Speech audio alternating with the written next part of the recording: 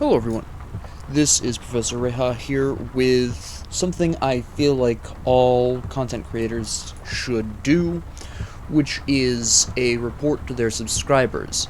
After all, if a channel is technically a business, whether or not it's making income, then subscribers are basically the equivalent of investors, but instead of investing money, you are investing time. Sometimes, if a creator has a Patreon or whatever, yes, you could potentially invest money, but at the very least you are investing your time, which is, quite honestly, substantially more important.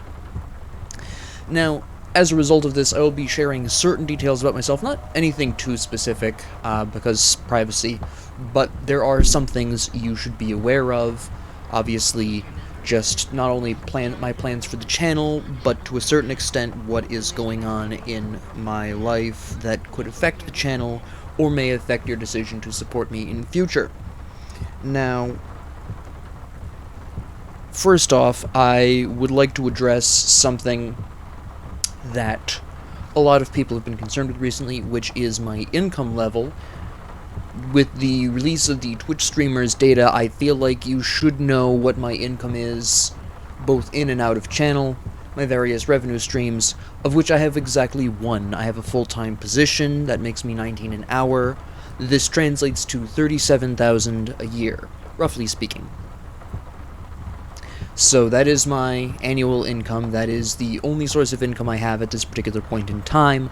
I make nothing from my YouTube, obviously, because I have under 1K subscribers, but nevertheless, I have seen quite a substantial amount of growth, actually. This being not quite my first year, I'll be completely honest with you.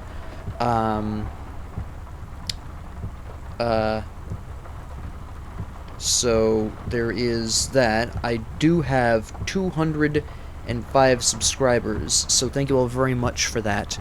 I do appreciate that. I started with none, and now I'm at 205, so that makes me very happy to see this progress, and I hope to continue to grow in the future and reach more people. As for my other concerns that might affect the channel, up until recently I have been a graduate student.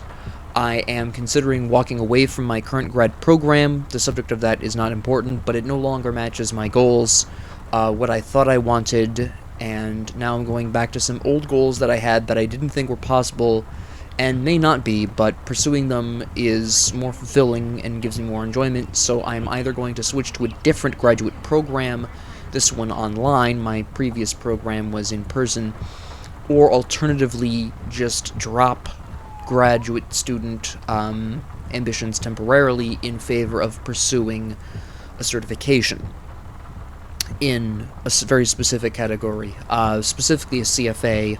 I suppose that is somewhat relevant. I do have a bachelor's degree in accounting and finance. With a specialization in finance, I don't mind sharing that. My original, well, I suppose I can share my program of study. I was originally in a master's program for accounting, but accounting no longer suits my needs or my goals. I might change to a finance master's, but I haven't decided yet.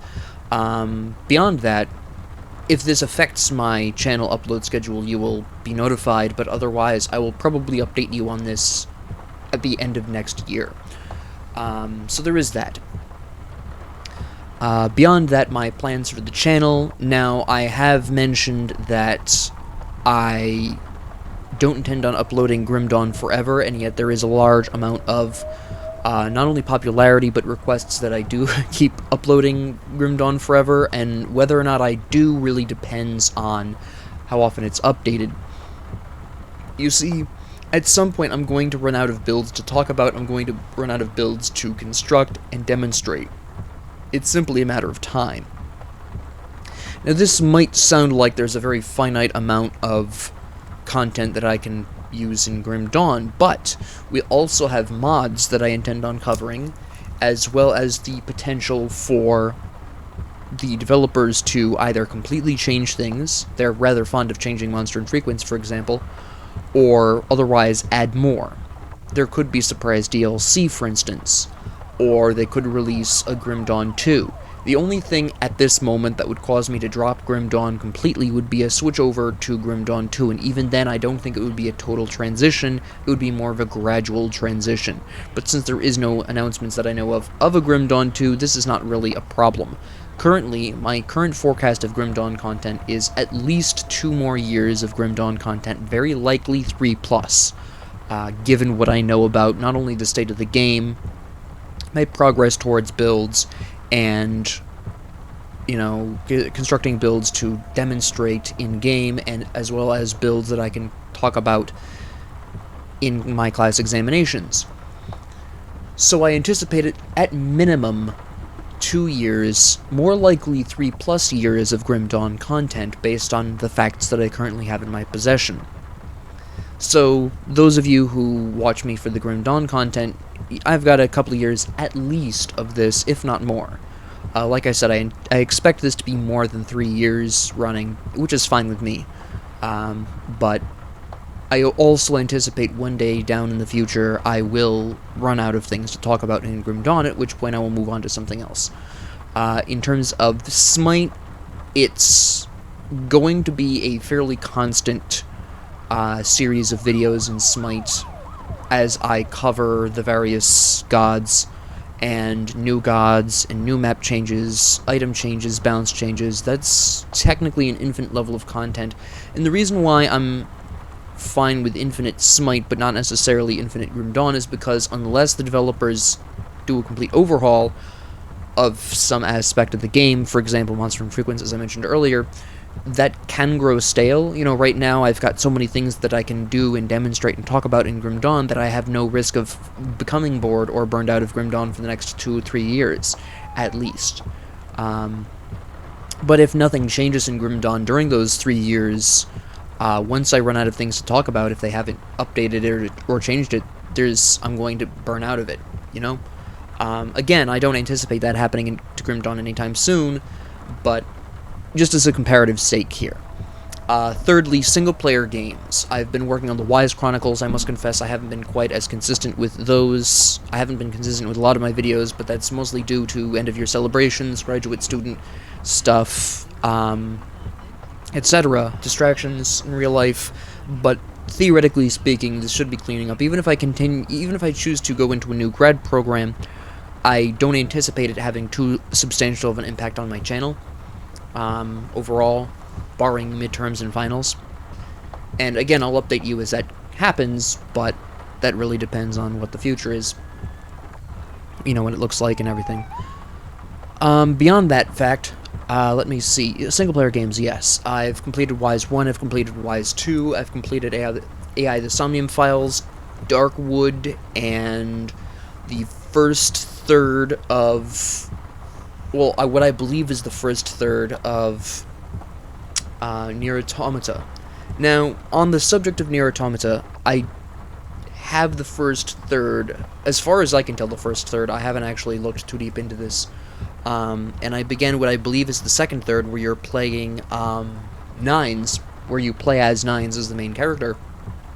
And I tried recording the first episode of that, but quite honestly, my problem with that game, and the reason why I'm not going to be finishing Nier Automata at this point, is because you go from the really sharp, snappy combat style of 2B, and you go to the much slower combat of Nines, who relies very heavily on hacking in fights to win these fights.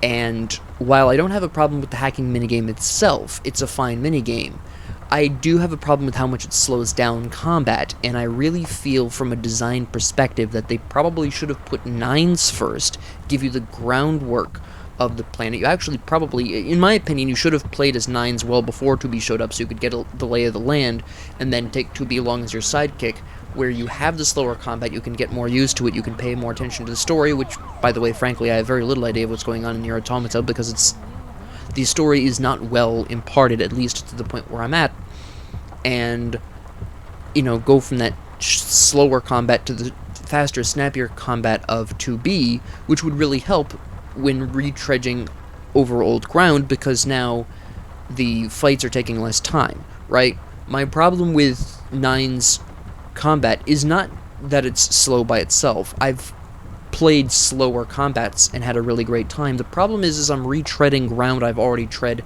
as 2B, but slower, which is painful to me.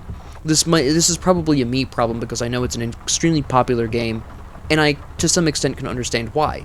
But my problem lies in the fact that I am now retreading ground that I already covered as 2B, but in the slower combat of 9s.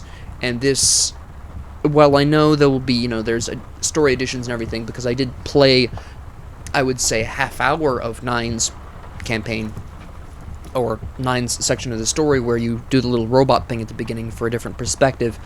I can already kind of, to some extent, see where some of the story is going. I know I don't see all of it, I guarantee you that much, but I am seeing where the general message of the story is going to be, and while I do find that story interesting, it's, the enemy is not really as mindless as they think they are, as well as various perspectives on serious subjects such as death and bodies and memory and stuff. These are not new subjects, and I think other games cover them a little bit better. So I will not be finishing Nier Automata. I did enjoy 2B's gameplay, even if the story wasn't really gripping me. But now I've got the slower 9's combat combined with covering old ground that I've already covered as 2B, and it's just very painful for me, so I'm not going to be finishing that. I also will be continuing with the Wise series to a point. Unfortunately, I do not have access to Wise 5. Steam has all of the Wise series except for the 5th one. I'm not sure why. I do have the 3rd and the 4th, as well as Wise Origins, which goes back before the first one.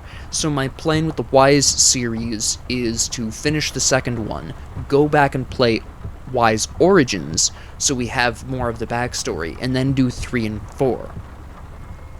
And then wait until they eventually release either 5 or some remake of 5 on Steam. And we'll move on from there. After I'm done with that, however long it takes them to release Wise 5, if they ever release that, I will in the meantime be playing games that are single-player games that don't have replay value. There are a couple of specific reasons for this. And that's actually why I started playing the Wise Chronicles. It's actually why I, did AI the Somnium Files. It's why I started Nier Automata, but that no longer fit. But the reason why I want to play as my third kind of game category, single-player games with little to no replay value, is because I kind of have an excessively large amount of games in my Steam library that I would like to slim down on, to some extent, and the Wise series is a great example of this. Once you complete the game, there's really no point in going back unless you're achievement hunting, and I don't have the time for that, so I'm not going to. But, yeah, overall, I've got that sort of goal of slimming down my library, so I'll be looking at a lot of single-player experiences that don't have replay value, and a lot of these are going to be shorter games. I mean, the Wise Chronicles games, so, Wise 1 was like, 4 or 5 episodes of anywhere from 30 to 60 minutes? Not too long of a game. I think it might have actually been 6, maybe, episodes? No more than 7, definitely, but it wasn't a terribly long game, and the second one, while it does look like it's going to be a little bit longer, I'm expecting that to only be about 10 episodes, of roughly half an hour each, give or take, but it's not going to be a hugely long series. So there is that. So we'll go through those, single-player games that don't merit replayability. So go through that, and I don't expect to run out of a ton of these, quite honestly, because there are a ton of games out there that I've never played that I would love to play, that are single-player experiences that I don't need to go back on. Tons of games, not too many of them that long.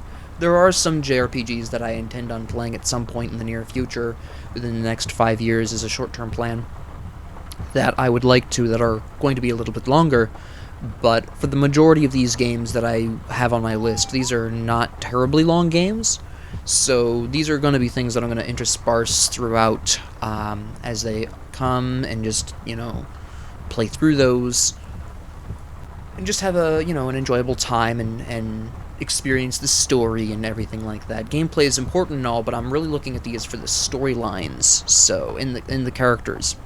So, I'll probably be focusing a lot more on those. and just play through games like that. And those are going to be my 3 primary categories. Starting this week, I'm going to start more consistently uploading class examinations. I intend on uploading one every Tuesday, except for this Tuesday, because I'm recording this. Tuesday and Saturday. Now, as you've probably noticed, my pretty consistent upload schedule has been Tuesday through Saturday, and I give myself Sunday and Monday night off. So I bust out anywhere from 5 to 10 videos consistently per week, usually. Well, let me rephrase that. I don't necessarily do that because I've been rather slapdash with my upload schedule, and I apologize for that. But currently, I'm looking to upload 1 Smite and 1 Grim Dawn episode a day. I eventually will step that up to possibly 2 Grim Dawn videos a day. I have the Razin character that I'm working on as well, but I'm taking him a lot slower because I would like to get, I would like to, in my free time I've been farming for that set, and I don't have the complete set yet. Once I get the complete set or enough of it that I'm comfortable, I'll push him through some more. But, right now I'm going to stick with 1 Smite, 1 Grim Dawn video, and on Tuesdays and Saturdays, in addition to the 1 Smite and 1 Grim Dawn, I intend on doing a class examination and the single-player game of the moment, which at this point, again, happens to be Wise 2. Maybe I upload more single-player game. It really depends on the single-player game. For example, the Wise series is easy for me to take a spare moment and upload that, or, record and upload that because you can save anywhere, but a game that has maybe a dedicated save spot system, I might only play from one save point to the next, as an example. So we'll see how the single-player games go, but those are going to be consistently Tuesdays and Saturdays, and sporadically between, depending on how it saves. So that's my overall plan here.